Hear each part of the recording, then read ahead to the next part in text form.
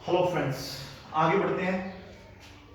अभी हम लोगों ने पिछली वीडियो में ये देखा था कि कहां पर जो सॉल्यूशन है वो यूनिक होता है, कहां पर इनफाइनाइटली मेनी सॉल्यूशन होता है और कहां पे नो सॉल्यूशन होता है। इस बार हम लोगों ने आपको सवाल जो है 4 सवाल दे दिए हैं, ठीक है। इनको करके दिखाएंगे और बताएंगे कि आपका जो सॉल्यूशन है कब कब कंसिस्टेंट होता है और कब कब इनकंसिस्टेंट होता है। एनसीईआरटी बुक में भी इस टाइप का आपको क्वेश्चन मिलेगा। State whether the solution is consistent or inconsistent। पहले ये इक्वेशन ले लेते हैं। 3x plus 4y plus 3 is equal to 0, 2x plus 3y plus 6 is equal to 0। ठीक है, सबसे पहले हमने आपको बताया दो इक्वेशन मिलेगी, एक इक्वेशन ये रही और एक इक्वेशन ये रही, और दो वेरिएबल मिलेंगे। वेरिएबल मतलब x y मिलेगा या आपको a b मिलेगा या p q मिलेगा, दो अलग अलग वैल्यूज मिलेगी। देखिए x भी है और y भी है, टू वेरिएबल्स हो गया।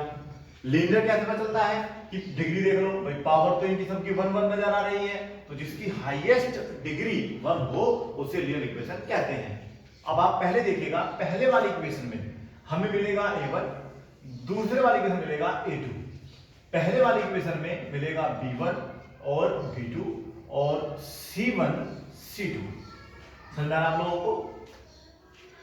x के साथ जो वैल्यूज होती हैं ध्यान रखेंगे आप लोग हमेशा, वो a1 a2 की होती है। पहले आपका a1 आएगा फिर आपका a2 आएगा। y के साथ जो वैल्यू लिखी होती है जिनको हम बोल देते हैं कोफिशिएंट ऑफ y, तो y के साथ जो वैल्यू है वो 4 और 3 है। 4 यहां पे आएगा, 3 यहां पे आएगा। ये वैल्यूज जैसी भी हैं, जैसे यहां 3 और 6 है, कांस्टेंट वैल्यू है। देखो यहां पे कोई x और y नहीं लग रहा है, बिल्कुल फिक्स्ड वैल्यू है 3, तो ये 3 ही रहेगा, 6 ही रहेगा। ठीक है, अब ये पता करना है कि कंसिस्टेंट है या इनकंसिस्टेंट है।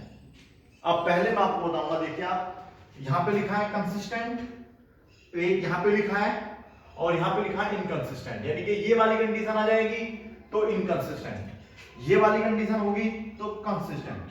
कंसिस्टेंट होने के लिए ये दो कंडीशन हम लोगों के चाहिए। चलो पहले कुछ नहीं करना है आपको, सबसे पहले बस a1 अपॉन a2 निकालना है, इज इक्वल टू a1 की वैल्यू क्या बेटा 3, a2 कितना बेटा 2। सोल्व नहीं होगा आगे, ये डिविजिबल नहीं होगा, छोड़ दीजिएगा। अब हम निकालेंगे b1 अपॉन b2। आपको a1 अपॉन a2 और b1 अपॉन b2 पहले निकाल के देखना होता है। c1 अपॉन c2 कभी कभी निकालना होगा, कभी कभी नहीं। देखिए कैसे, b1 अपॉन b2 जो है आपका 4 अपॉन 3 है। अब आप यही आपको समझ में आ जाएगा, क्या ये आपस में मैच कर रहे हैं? नहीं कर रहे ना, तो ऐसा कोई कंडीशन ही नहीं बनी थी कि जहां पे a1 अपॉन a2 बराबर आ रहा हो b1 अपॉन b2 के, ऐसा कोई कंडीशन नहीं कि बराबर ना आए फिर c1 अपॉन c2 के। ठीक है, जो चीज पहली कट गई, देखो इन सब में क्या है, पहले बराबर आ रहा है, फिर बराबर आ रहा है, बराबर आ रहा है, बराबर आ रहा है।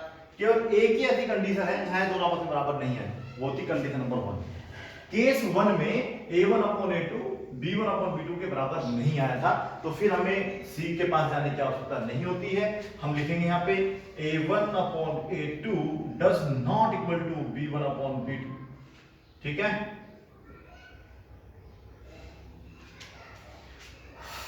a1 upon a2 does not equal to b1 upon b2, इसलिए हेंस द सॉल्यूशन इज, बताइए सॉल्यूशन क्या होगा? The solution is consistent. जो सॉल्यूशन होगा वो आपका कंसिस्टेंट होगा। आपसे वो ये भी पूछ सकता है कि मतलब इसका यूनिक सॉल्यूशन है नहीं है, बिल्कुल यूनिक भी होता है। जहां पर a1 upon a2 does not equal to b1 upon b2 होगा, उसको हम यूनिक सॉल्यूशन भी बोलेंगे। समझा आप लोगों को? इसको आप नोट करिए पहले।